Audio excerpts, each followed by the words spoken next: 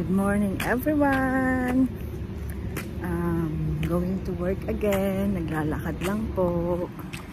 Yan po ang aming apartment. Ayun yung aking asawa nakatsilip sa akin. Ayan. Nilalakad ko lang po ang work. Ayan. Dito po ang area namin. Ayan. Look at this beautiful flower. Yan, ang gaganda oh. Nung bago po ako umalis papuntang Pilipinas, ang liliit pa niyan. By seedlings yan tinanim. Tapos, ano na, ngayon ang may mga rami ng bulaklak. Yan. 17 years na po akong nag-work sa employer ko. Yan, 2007 ako dumating dito until now. Yung bago akong dating 1-year-old pa lang yung alaga ko, ngayon 17. Andun pa rin ako. Hindi, okay naman sila. Kaya nga hindi ako makaalis. Pero tsaka yung incentives na binibigay nila sa akin is hindi mo naman makukuha sa ibang work. Yeah, yung phone ko, silang nagbabayad, lahat. So this is my life. Tapos inisponsor nila yung kapatid ko, yung nanay ni Mara, na makapunta dito. Mababait po sila. Samahan niyo po ako sa aking buhay. I mean, sa istorya ng buhay ko. Yun palang ibig kong sabihin. Ganda ng plants. Look. Parang may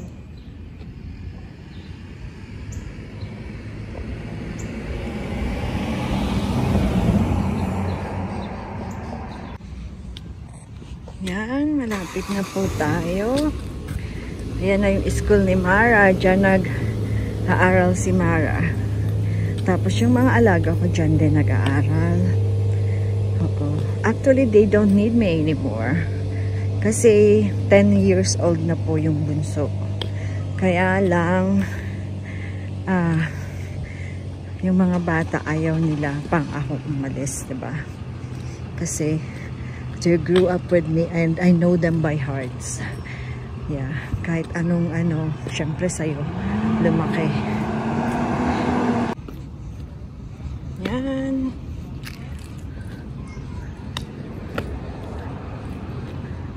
Shortcut po tayo. Dito tayo sa damuhan.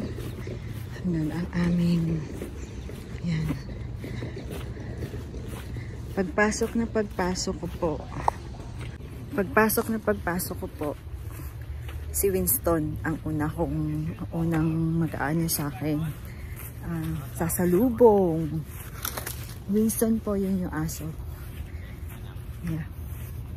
Tapos ilalabas ko po siya, papaihiin. That's my routine every morning. Yung Monday to Friday. Yan. Ayan na kami. Ayan na yung house namin. Yan. Maano po dito.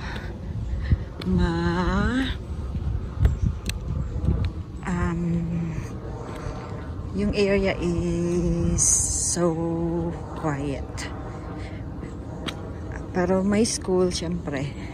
Pagdating ng school day, medyo maingay na. Dito na po ako. Ayan na. Ayan. Dito na.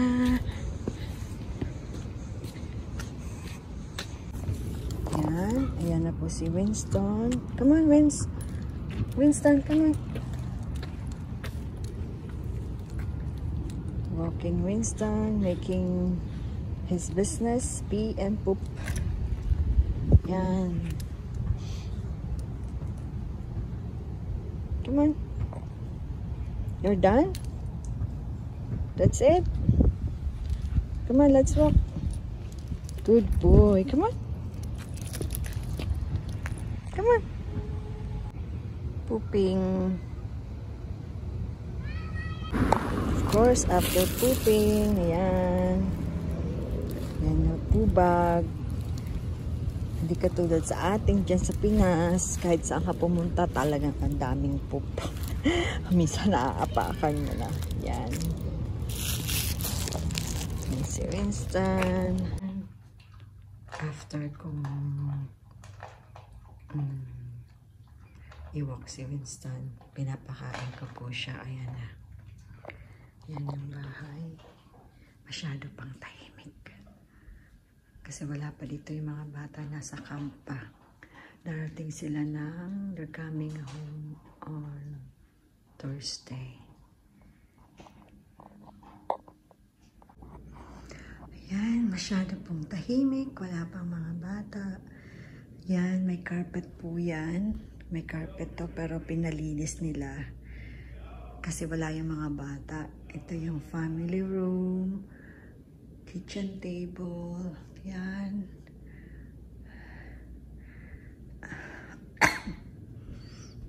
Tapos, ito pantry. Yan, pantry. Tapos, yan mga, ni Amo. Bus. Ito ang dining table. Ay, ayaw yan.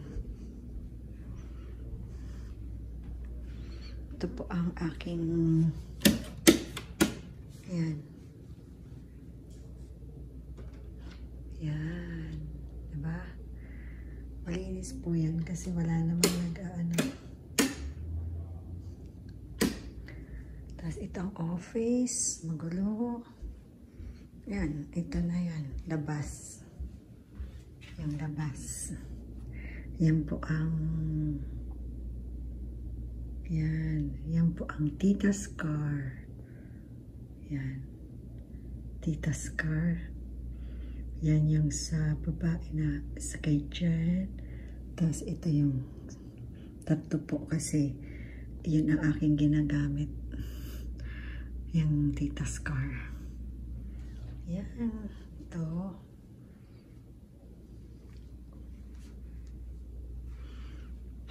Yan lang. Simpleng bahay.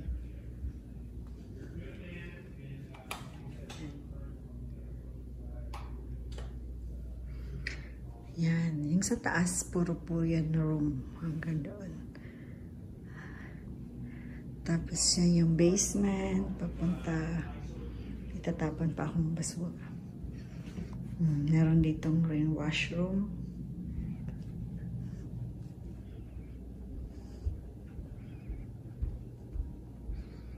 Then, ito na yung backyard. Yan. Yan, samahan niyo po ako sa aking everyday life here. Yan, ito po ang basement namin. Yan, mayroon kaming gym dito sa loob ng bahay. Nasa basement po ito. Tapos, may sarili rin siyang washroom. Ito. Bali, ang washroom po dito ay 7. Yan. May sariling washroom. Yan. Yan. Gym. Tapos, ito yung mga laruan ng mga bata. Yung dalawang babae is nag-gymnastic. Yan. Tapos may washroom din dito sa tabas. Tapos ito ang mga bata pag nanonood dito. Meron din TV sa taas. Yan, may ping pong table. Tapos, dito po yung mga bata ay mahilig mag-sleep over. Kaya kung gusto nilang mag-sleep over yung mga kaibigan nila na mag-sleep over, kaya meron kaming ganyan. Yan. Ito po yung basement namin. Kung napanood niyo po yung previous kong video, yun po yung top floor na 2 room para sa 2 lalaki. Tapos, tapos yung 2 babae, tapos yung master bedroom. Yan. Yan, may hoop shot din. Yan, kung ano-ano. Basta lang yung mga bata ay busy. Wala pa po yung mga alaga ko. Bali, sa Thursday pa darating. Kaya ang tahimik ng bahay. Tsaka hindi pa magulo. Pero okay naman sila. Sila ay mababait. At siyempre palaki mo, diba? Pag dinilatan mo na mata, sumusunod na agad. Yun yung advantage pag ikaw yung nagpalaki. Tita po ang tawag nila sa akin. So, they love Tita very much. Yan. Sasamahan niyo po ako everyday. Kung anong ganap ng aking buhay. Pero minsan, driving. Usually, nasa school naman yung mga bata. Kaya, yun po ang buhay caregiver. Marami po kami ditong, kumbaga, na nakapunta dito as caregiver. Tapos nandala yung buong pamilya. 2007 po ako pumunta. Yan. Maraming salamat po. Huwag po kayong magsasawa. Kayo naman in Canada. God bless us all. Thank you for always supporting my channel. Bye!